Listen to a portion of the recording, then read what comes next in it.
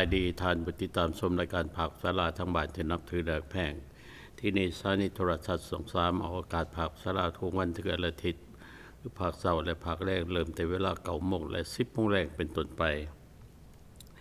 รายการนี้ได้รับอนุเคราะห์และส่งขอจากแผนกโทรทัศน์23ของเมืองมิสโบร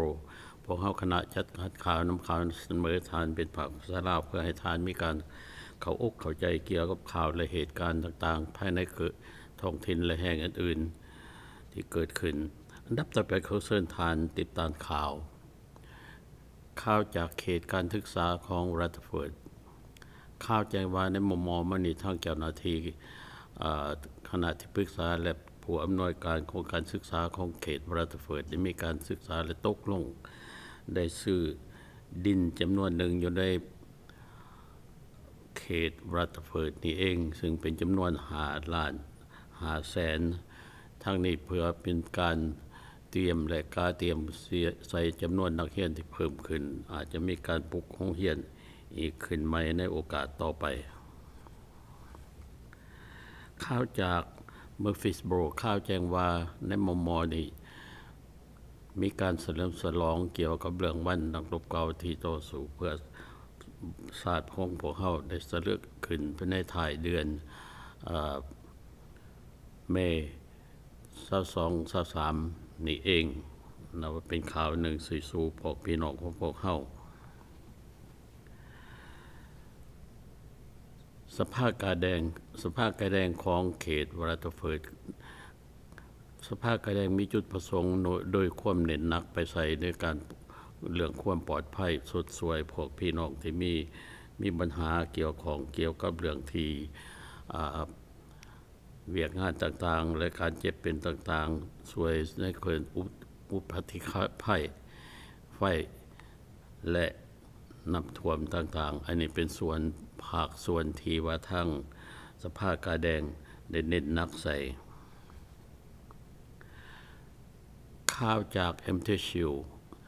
ในมม.มานี่ทางนักศึกษาได้พากันเรียนจบและมีความดีอกดีใจและมีหนึ่งในจำนวนหลายคนที่ได้เรียนจบออกมาได้เวียกที่เฮ็ดกับมหาวิทยาลัยนั่นเองนับว่าเป็นการดีที่แก่ผู้นักศึกษาที่ร่ำเรียนและแสดงความดีอกดีใจที่เห็นพวกหนุ่มหน่อยมีโอกาสได้ร่ำได้เรียนและมีเวียกรอท่าของพวกท่านข่าวจากห้องสมุดของเขตรัตเฟิร์ดเข้าใจว่าทางเจ้าหน้าที่และคณะกรรมการศึกษาของเขตห้องสมุดรัตเฟิร์ดได้มีการศึกษาและพิจารณารับเอาความเปลี่ยนแปลงนโยบายต่างๆของในห้องสมุดนั้นเพื่อให้มันสืบสอดคล้องเกี่ยวกับเรื่องเวียกงานต่างๆที่จะปฏิบัติการในขั้นต่อไปข่าวจากการปลูกเกี่ยวกับการปลูกสร้างตึกและสร้างป้อมน้ำมันใหญ่คือบักกี้เป็นข่าวหนึ่งที่หลายท่านในหลายๆเดือนมาเดี๋ยวโดยมีการสอบปลูกสร้างต่างๆและการปลูกตึกดังกล่าวนี้ถ้าหากสำเร็จจะมีป้อมน้ำมันอันใหญ่หนึ่งที่มีอยู่ในเขตรัตเฟิร์ดนับว่าเป็นข่าวดีอันหนึ่งที่ให้พวกพี่น้องของพวกเขามีโอกาสได้เลือกและใส่ตึกบักกี้ซึ่งมีป้อมน้ำมันอันหลายป้อมข่าวจากรัตเฟิร์ดข่าวแจ้งว่าทั้งเจ้าหน้าที่ได้มีการพบมาสัตว์จำนวนประมาณ150 คนที่อยู่ในความลำบากทั้งเจ้าหน้าที่ได้มีการเอาไปสดสวยออกมาเพื่อให้สัตว์เหล่านั้นได้มีอาหารและสุขอยู่ให้มีความสะอาดและทั่วไปอีกด้วยนับว่าเป็นข่าวดีทั้งเจ้าหน้าที่ได้เอาใจใส่แก้ไขเรื่องปัญหาของสัตว์ที่ว่าบ่มีเจ้าของและต้องการความอบอุ่นและอาหารการกินต่างๆข่าวจากมหาวิทยาลัยแอมเทชูข่าวแจ้งว่าทั้งเจ้าหน้าที่ของคณะกรรมการมหาวิทยาลัยแอมเทชูได้มีการพิธี เรียนสำเร็จปีนี้รู้สึกว่าจำนวนนักเรียนประมาณ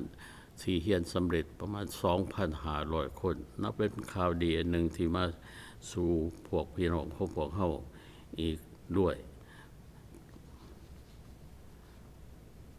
ข่าวจากมือฟิสโบรทางคณะกรรมการวัดได้มีพากันเฉลิมฉลองปีใหม่ตามปกติปีใหม่มีการฉลองแต่แท้แม่นเดือนเมษาวัน13 14 15แต่ตกมาแต่ละปีทางคณะกรรมการวัดได้ติดเห็นว่าเดือนเมษาอยู่นี้อากาศยังเย็นอยู่เพราะฉะนั้นจะเคลื่อนมาใส่เดือนพฤษภาวันที่22 23 24รู้สึกว่ามีพี่น้องของหลายคนและต่างประเทศได้เข้ามาร่วมเป็นอย่างดีอยากขอแนะนำให้ทานพี่น้องของพวกเฮาได้มีการเข้าใจเมื่อเวลาออกเดินทางหรือออกจากบ้านเอกสารต่างๆควรถือเพื่อให้มีความสะดวกเวลามีความต้องการอันนี้เป็นสิ่งสำคัญที่สุดที่เฮาควรถือไว้และขอประกาศทุกวันขอให้พี่น้องเฮาเอาใจใส่และจำความเรื่องนี้จบข่าวภาคสลาวพวกเฮาคณะจัดข่าวชั้นนำข่าวมาเสนอทานเป็นภาษาลาวของพวกเฮาเองและขอบคุณใจน้ำทานที่ติดตามข่าวนี้ตลอดมาพบใหม่ตามเวลาและสถานีแห่งนี้ลาก่อนสบายดี